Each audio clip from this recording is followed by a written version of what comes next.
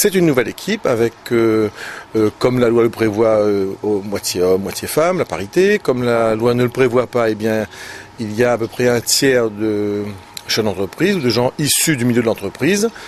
Il y a une dizaine de gens qui sont, comme malheureusement beaucoup de Réunionnais, des gens qui sont au chômage et qui essaient de travailler, de progresser dans la vie. Et puis vous avez des gens qui représentent les milieux socio-médicaux.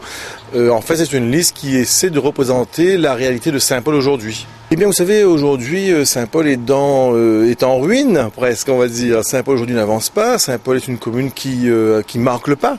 Et donc, il s'agit de redonner à tout ça un nouveau souffle, un nouveau départ. Eh bien, nous considérons qu'aujourd'hui, nous vivons une crise. Ça, c'est une grande banalité de le dire.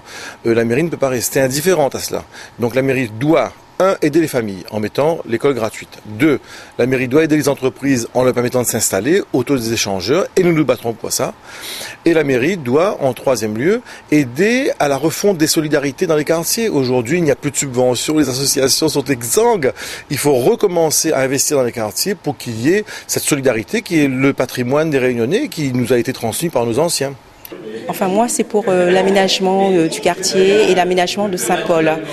En fait, nous, on a été vraiment contre la construction des immeubles dans notre quartier. On s'est battu et parce qu'on se dit chaque quartier possède son identité et on n'aimerait pas que notre commune, nos quartiers ressemblent au quartier du port avec toutes les conséquences que cela va engendrer, c'est-à-dire problème de délinquance, tout ça. Moi, c'est vraiment l'aménagement du quartier de Saint-Paul. J'ai la même vision qu'Alain Bénard, c'est-à-dire aussi après il a pris des mesures pour les déclassements de terrain.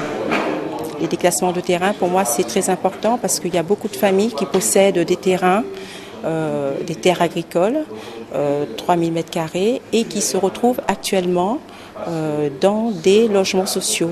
Et si on arrive par exemple à déclasser 400 m² sur ces parcelles de 3000 m², et bien ces familles pourraient donc quitter leurs logements sociaux, avoir un projet de construction et habiter donc sur leur terrain et laisser la place justement aux autres. Et déjà ça pourrait donc avoir des effets positifs pour les logements sociaux.